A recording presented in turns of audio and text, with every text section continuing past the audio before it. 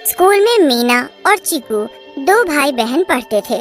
School के बाद वो दोनों साथ में घर आ रहे थे कि तभी चीकू को आइसक्रीम वाला दिख जाता है और वो अपनी बहन से आइसक्रीम की जिद करने लगता है। प्लीज दीदी मुझे आइसक्रीम दिला दो ना, कितने दिन हो गए मैंने आइसक्रीम नहीं खाई। आइसक्रीम तो मुझे भी खाने का मन कर रहा है। देख ना, बाकी बच्चे कैसे आइसक्रीम के मजे ले रहे हैं और हम बेचारे धूप में गर्मी में तड़प रहे हैं। पर हम कर भी तो क्या सकते हैं, हमारी माँ के पास इतने पैसे नहीं हैं। वो तो बेचारी घर का खर्चा ही कितनी मुश्किल से चलाती है। मुझे नहीं चाहिए आइसक्रीम, आप घर चलो। दोनों बच्चे घर आ जाते हैं। घर के अंदर चूल्हे की गर्मी और बाहर धूप की गर्मी से बच्चे परेशान ही होते रहते हैं। हे भगवान, कोई जादू कर दो ना जिससे सारी गर्मी खत्म हो जाए। रात को जब सब बाहर आंगन में सो रहे होते हैं तो एकदम से बिजली कड़कने की आवाज आती है। अरे, लगता है बारिश होने वाली है। बच्चों जल्दी उठो और अंदर चलकर सो जाओ, बारिश आने वाली है।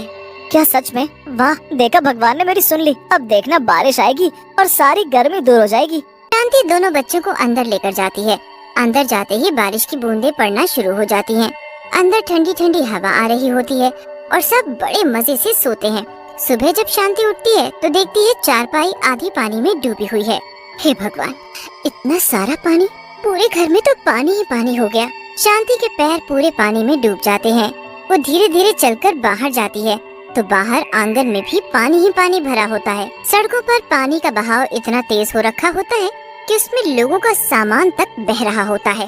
पास वाले घर से देवधर निकल कर आता है। अरे बहन, मेरे तो पूरे खेत बर्बाद हो गए। मेरे क्या, पूरे गांव की फसल बर्बाद हो गई। ऐसी कैसी बारिश शुरू हुई कि रुकने का नाम ही नहीं ले रही है। ये तो बहुत ही बुरा हो गया है भैया। अब गांव वाले क्या करेंगे? सड़कों पर इतना पानी भर रहा है कि आना जाना मुश्किल हो जाएगा। शांति अंदर जाती है और बच्चों को उठाती है। मीना, चीकू, जल्दी उठो, देखो जरा बाहर क्या हाल हो रखा है। क्या हुआ माँ? कल रात से बारिश रुकने का नाम नहीं ले रही और पूरे गांव में घुटनों घुटनों तक पानी भर गया है। तो हम स्कूल कैसे जा पाएंगे? पढ़ाई तो बहुत जरूरी है, बाकी बच्चे भी तो स्कूल गए होंगे ना। मैं एक काम करती हूँ, तो बोल देती हूँ कि तुमको बैलगाड़ी से स्कूल छोड़ाएं। ठीक है माँ, फिर तो बड़ा मजा आएगा। दोनों बच्चे स्कूल के लिए तैयार हो जाते हैं। शाम बोल देती है और हरिया बैलगाड़ी लेकर बाहर खड़ा हो जाता है। बच्चे जल्दी से बैलगाड़ी में बैठ जाते हैं। से तैसे वो दोनों स्कूल पहुँच जाते हैं। पर वहाँ जाकर पता चलता है कि स्कूल वालों ने बारिश की वजह से स्कूल की छुट्टी कर दी है। अब दोनों बच्चों को वापस लाने लगता है।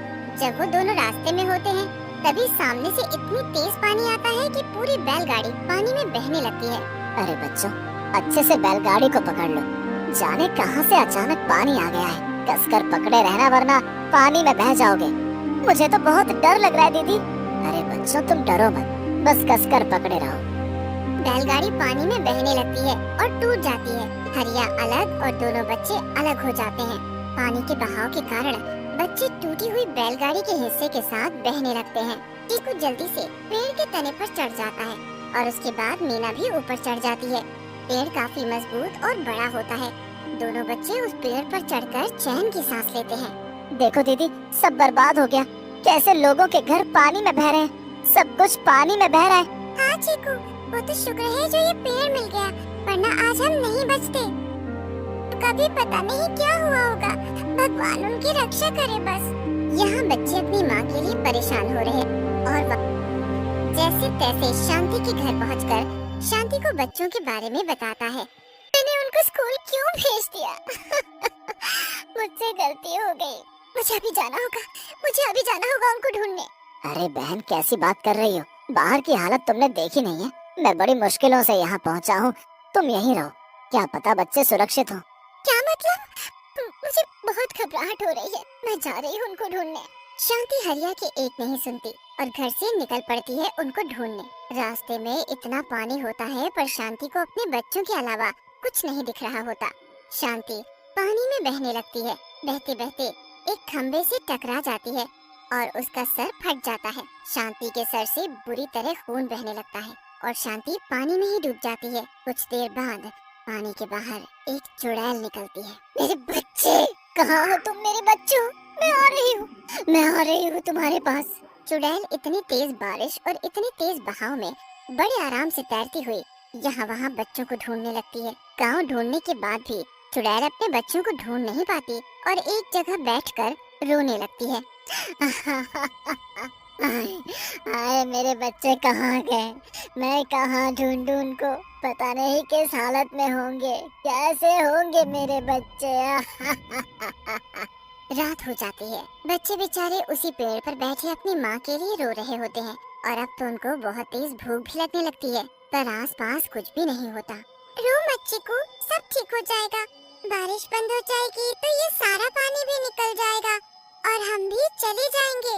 दोनों बच्चे भूख से तड़प तड़प कर सो जाते हैं और तभी वो चुड़ैल वहाँ से गुजरती है। बच्चों को देखकर वो खुशी से पागल हो जाती है। हाय मेरे बच्चे, मेरी मीना, मेरे चीकू, मेरे बच्चे मिल गए, मेरे बच्चे मिल गए। बच्चों उठो, देखो मैं आ गई। आवाज सुनकर जब बच्चे अपनी आँख खोलते हैं तो चुड़ैल चुड़ैल बोलकर चिल्लाने लगते हैं। क्या हुआ बच्चों, ऐसे क्यों कर रहे हो? अरे तुम अपनी माँ को देखकर खुश नहीं हुए? दीदी मुझे इस चुड़ैल से बचाओ, इसे दूर करो। तुम चुड़ैल हो, मेरी माँ नहीं हो, दूर हटो हमसे। चीकू अपनी माँ को ऐसे नहीं बोलते, मैं तुम्हारी माँ हूँ, माँ। चुड़ैल उनसे दूर हो जाती है ताकि वो चिल्लाए ना। सुबह होती है तो बारिश बंद हो चुकी होती है। चुड़ैल अभी भी वहीं बैठी होती है। फिर उसकी नजर पानी में जाती है तो उसे अपनी शक्ल साफ दिखती है। ये क्या, मेरी शक्ल? मैं तो सच में चुड़ैल हूँ। हाँ, ऐसे कैसे हो गया? चुड़ैल अपने चेहरे को देखकर पागलों की तरह रोने लगती है कि तभी उसकी नजर एक लाश पर जाती है। चुड़ैल उसके पास जाती है, वो शांति की लाश होती है। ये तो मैं ही हूँ, ये मेरी लाश है। तो मैं, मतलब कि मैं मर चुकी हूँ। बच्चे उसको चुड़ैल क्यों बोल रहे थे? मतलब वो खंबे से टकराने के बाद मैं मर चुकी हूँ, मैं चुड़ैल बन चुकी हूँ। अब मेरे बच्चों का क्या होगा? वो तो मुझे पहचान भी नहीं रहे।